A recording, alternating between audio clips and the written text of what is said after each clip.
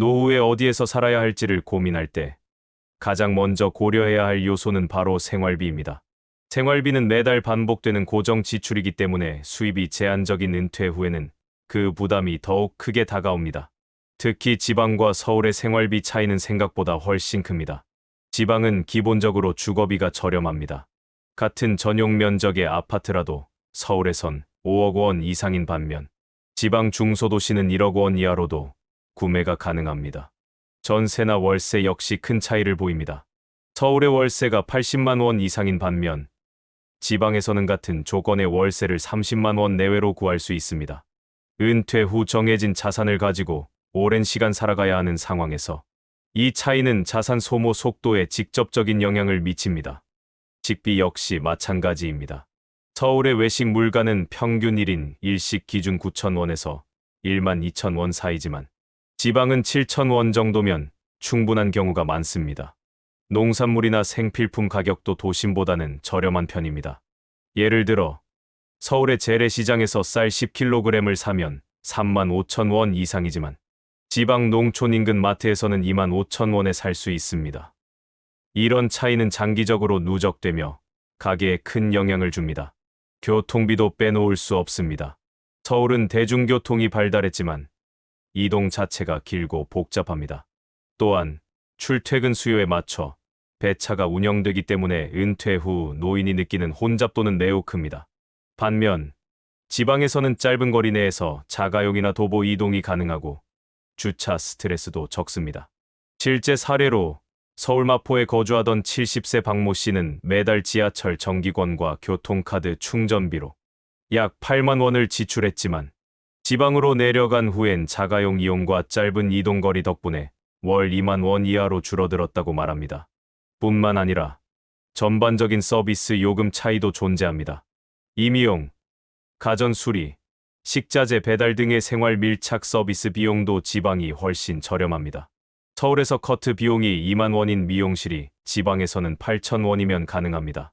작은 차이 같아 보여도 매달 반복될 경우 연간 차이는 수십만 원 이상이 됩니다. 이처럼 월 150만 원으로 생활한다고 가정할 때 지방에서는 외식과 문화생활, 여유 자금까지 포함된 안정된 생활이 가능하지만 서울에서는 주거비와 식비만으로도 빠듯한 수준이 됩니다. 결국 같은 금액으로 더 오래, 더 여유롭게 살 수 있는 곳은 지방입니다. 특히 연금 수입만으로 생활해야 하는 고령자라면 서울에서의 높은 고정비용은 부담으로 작용할 수밖에 없습니다. 지방은 은퇴 후 삶의 질을 유지하면서도 경제적 스트레스를 최소화할 수 있는 선택지입니다. 서울에서의 삶이 문화적, 의료적 접근성 면에서 장점이 있다면 지방의 삶은 매달 반복되는 지출을 줄이면서 더 길고 안정적인 노후를 가능하게 만들어줍니다.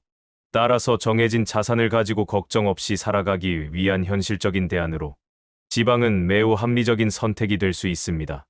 노후 생활에서 가장 중요한 요소 중 하나는 바로 의료 접근성입니다. 나이가 들수록 병원에 갈 일이 많아지고 단순한 감기나 소화불량뿐 아니라 만성질환이나 응급 상황에 대비해야 하기 때문에 어디에 살 것인지를 결정할 때 의료 시스템은 절대 가볍게 볼 수 없는 기준이 됩니다. 서울은 의료 접근성 면에서 국내 최고 수준입니다. 대형 대학병원과 전문 진료센터, 최신 의료 장비와 연구 인프라가 밀집해 있어 중증 질환에 대한 진단과 치료가 빠르고 정확합니다. 예를 들어 서울 강남에 위치한 모 대학병원은 암 진단 후 일주일 이내 수술 일정을 잡을 수 있고 심장내과, 신경과, 정형외과 등 세부 진료 과목도 다양해 환자의 상황에 맞는 세밀한 진료가 가능합니다. 또한 인공지능 진단 장비나 로봇 수술 시스템 등 신기술 도입 속도도 서울은 빠르기 때문에 첨단 의료를 받고자 하는 사람들에게는 최적의 환경이라 할 수 있습니다. 반면 지방이라고 해서 의료 인프라가 매우 부족한 시대는 아닙니다.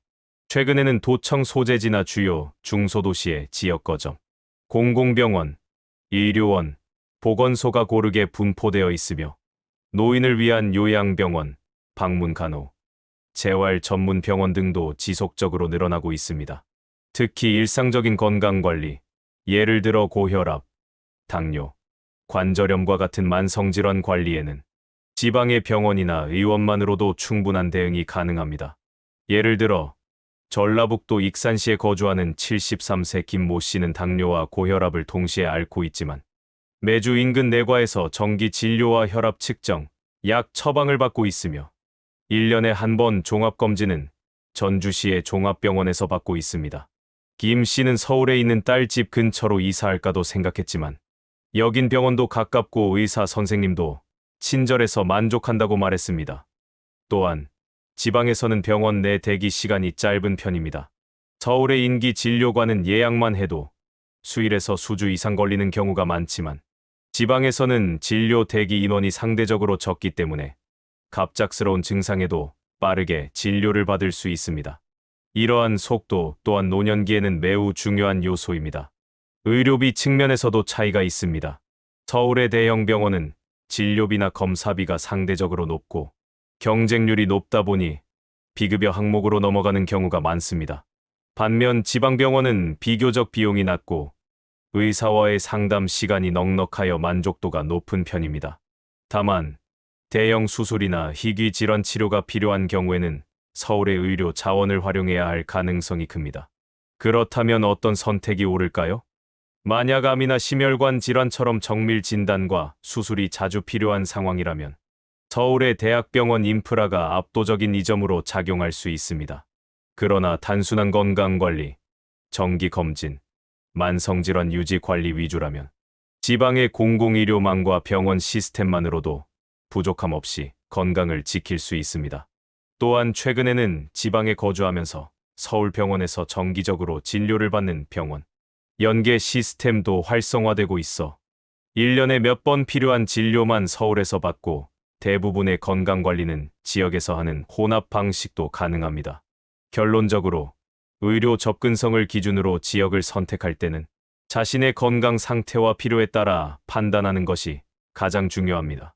자주 수술이나 정밀 검사, 전문 치료가 필요한 고위험군이라면 서울이 유리하며 꾸준한 건강 유지와 예방 중심의 관리가 목적이라면 지방도 충분한 대안이 될 수 있습니다.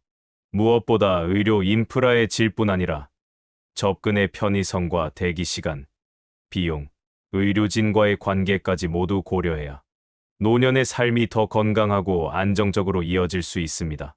노후의 삶에서 가장 크게 작용하는 감정 중 하나는 바로 외로움입니다. 젊을 땐 바쁘고 혼자만의 시간이 소중하게 느껴지지만 나이가 들수록 정서적으로 누구와 함께 있는지, 그리고 내가 누군가에게 필요한 존재인지가 삶의 의미를 좌우하게 됩니다. 그런 점에서 노후에 지방으로 내려갈지 서울에 머물지를 고민할 때 가족과의 거리는 단순한 물리적 거리 그 이상을 뜻합니다. 서울은 대체로 자녀들이 직장이나 학업 때문에 머무는 경우가 많습니다. 자녀가 서울이나 수도권에 거주하고 있다면 부모가 서울에 함께 거주할 경우 언제든 왕래가 가능하고 작은 모임이나 돌발 상황에도 즉각적인 만남이 가능합니다. 예를 들어 갑작스럽게 병원에 가야 할 때 자녀가 퇴근 후 함께 동행해 줄 수 있고 손주가 방학이면 자주 놀러 올 수 있는 거리 안에 있다는 것만으로도 노인의 일상은 훨씬 따뜻하고 의미 있게 채워집니다. 반면 지방으로 내려간 경우는 이야기가 조금 다릅니다. 물리적인 거리가 생기면 만남의 빈도가 자연스럽게 줄어듭니다. 명절이나 가족 행사가 있는 날 외에는 오랜 시간 연락만 주고받는 관계가 되기 쉽습니다. 특히 자녀도 육아나 직장 생활에 지쳐 있다면 이번 주는 시간이 안 되라는 말이 익숙해지고 그 횟수가 반복될수록 노년기에는 잊힌 느낌을 받을 수도 있습니다. 실제로 충청남도 공주로 귀촌한 68세 김모 씨는 딸 부부와 서울에서 함께 살다가 자연을 가까이하며 조용한 노후를 꿈꾸며 지방으로 내려갔습니다. 하지만 이사 이후 딸과의 왕래는 반으로 줄었고 손주와의 유대도 예전만큼 깊지 않아졌습니다. 김 씨는 자연은 좋지만 사람 없는 조용함이 이렇게 허전한 줄 몰랐다고 말합니다.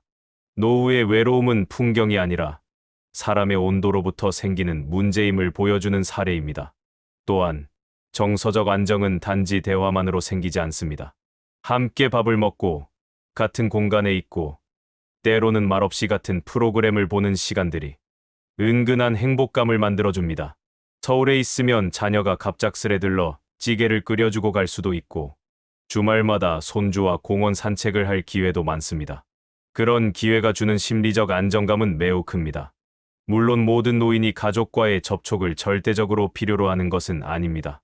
혼자 있는 시간, 조용한 환경에서 나만의 루틴을 즐기며 사는 것을 좋아하는 분들에게는 지방의 한적함이 오히려 더 큰 만족을 줄 수 있습니다. 그러나 이런 삶은 사전 준비가 충분히 되었을 때에 가능한 선택입니다. 관계가 단절되어도 외롭지 않을 만큼의 활동력, 건강, 사회적 연결망이 뒷받침되어야 합니다. 가족은 단순히 안부를 주고받는 관계가 아니라 삶의 의미를 더하고 노후의 위기 상황에서 실질적으로 도움을 줄 수 있는 존재입니다. 갑작스럽게 건강이 나빠지거나 감정적으로 힘든 날이 왔을 때 가까운 거리에 있다는 것만으로도 큰 버팀목이 됩니다. 결론적으로 말하면 자녀가 서울이나 수도권에 있고 가족과의 왕래와 정서적 교감을 중시한다면 서울 또는 그 근교에 머무는 것이 노후 삶의 안정성에 더 유리합니다. 반면 혼자만의 삶에 익숙하고 외로움보다 자유와 여유를 더 크게 여긴다면 지방으로의 전원 생활도 괜찮은 선택이 될 수 있습니다. 하지만 이 선택은 단순히 지방이냐, 서울이냐를 넘어 어떤 인간관계를 유지할 것인가, 무엇으로 내 삶을 채울 것인가라는 더 깊은 질문으로 이어집니다. 노후는 외로움을 피하는 것이 아니라 나를 외롭지 않게 하는 구조를 만드는 것이 핵심입니다. 가족과의 거리는 그 구조의 가장 중요한 축이 될 수 있습니다. 노후 생활에서 가장 중요하면서도 자주 간과되는 요소는 여가와 문화입니다. 단순히 병원에 다니고 세끼 식사를 챙기며 하루하루를 살아가는 것만으로는 삶의 만족도와 정신적 건강을 유지하기 어렵습니다. 오히려 얼마나 즐겁고 의미 있게 시간을 보내는지가 노후의 질을 결정짓습니다. 그렇기 때문에 지방과 서울 중 어디에서 살아갈지를 고민할 때 여가 생활을 어디서 어떻게 누릴 수 있는가에 대한 고민은 매우 중요합니다. 서울은 여가와 문화 인프라 측면에서 단연 최고 수준입니다. 구마다 운영되는 복지관과 문화센터가 수십 곳 이상 있으며 연극, 콘서트, 미술 전시회, 시니어 대상 강좌까지 접근 가능한 문화 활동이 매우 풍부합니다. 심지어 노인을 대상으로 한 무료 문화 강좌나 저렴한 수강 프로그램도 많아서 조금만 관심을 가지면 일주일 내내 다양한 프로그램에 참여할 수 있습니다. 예를 들어 서울 송파구에 사는 75세 이모 씨는 주 3회 복지관에서 라인댄스를 배우고 목요일마다 구립도서관에서 열린 신앙송 모임에 나갑니다. 가끔은 근처 예술의 전당에서 무료 클래식 공연을 관람하며 매일이 바쁘고 즐겁다고 말합니다. 그는 나이 들수록 놀거리가 있어야 늙지 않는다고 웃으며 이야기합니다. 이처럼 서울은 적극적인 노후를 보내고 싶은 분들에게 매우 적합한 환경입니다. 반면 지방은 서울과 같은 문화적 다양성이나 물리적 접근성은 떨어질 수 있지만 그 대신 자연과 함께하는 여유로움을 누릴 수 있습니다. 공기 좋은 시골 마을, 강변 산책길, 뒷산 둘레길 등이 가까이에 있어 자연 속에서 느긋하게 시간을 보내며 정적인 여가를 즐기기에 적합합니다.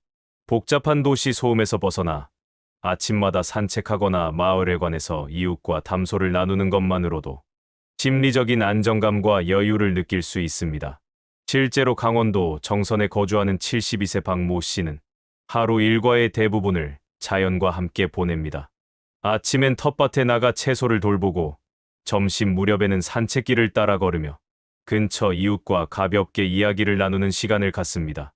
문화센터나 공연은 없지만 마음이 편하고 조용해서 오히려 몸이 덜 피곤하다고 말합니다.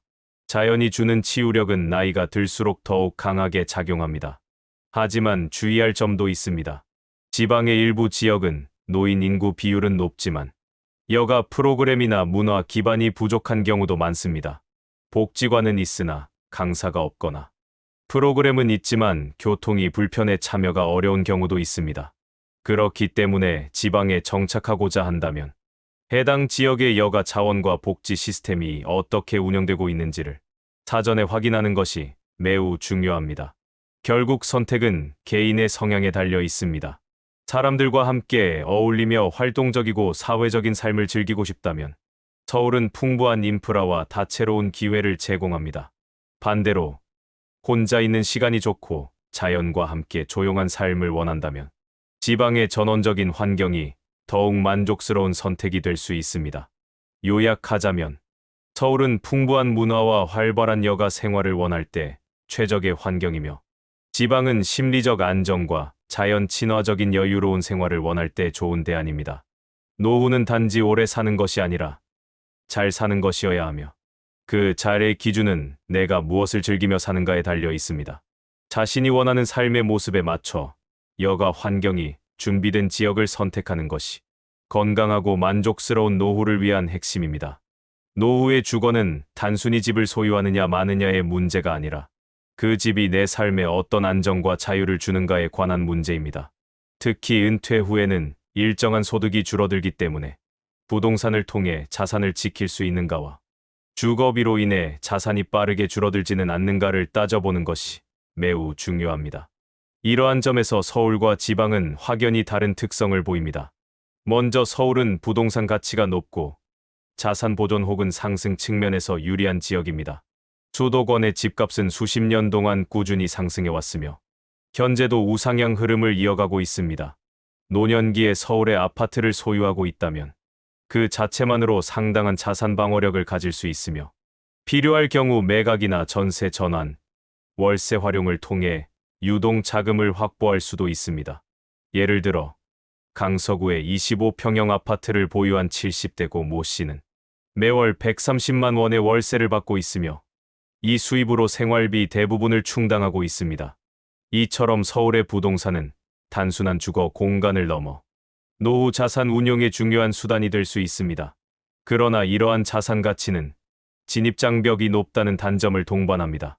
서울에서 실거주용 아파트를 구매하기 위해선 최소 5억 원 이상의 자금이 필요하며, 최근에는 중소형 아파트조차 10억 원을 넘기는 경우가 많습니다.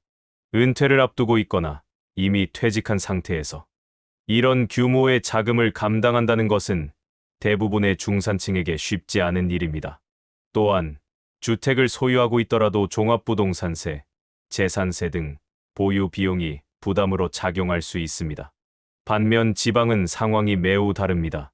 일부 지역을 제외하면 대부분의 지방 도시는 1억 원 이하의 자금으로도 단독주택이나 아파트를 구매할 수 있으며, 보증금 몇 천만 원이면 안정된 월세 주거도 가능합니다. 이러한 낮은 진입비용은 은퇴 후 자산을 보존하면서 생활비에 압박 없이 살아가는데 매우 유리합니다. 예를 들어 전라남도 순천에 거주하는 68세 김 모 씨는 구도심의 소형 아파트를 6천만 원에 매입해 거주하고 있으며, 생활비와 의료비는 국민연금과 소액연금으로 충당하고 있습니다. 그는 서울이었다면 집도 없고 전세도 어려웠을 것이라며 지방 거주의 경제적 안정감을 강조했습니다. 또한 지방은 실거주 위주의 주택 시장이기 때문에 가격 변동이 크지 않아 보유 부담이 적습니다. 투자보다는 거주 목적이 강한 시장 특성상 노년기에는 안정적인 생활 기반을 만들기 쉬운 환경입니다.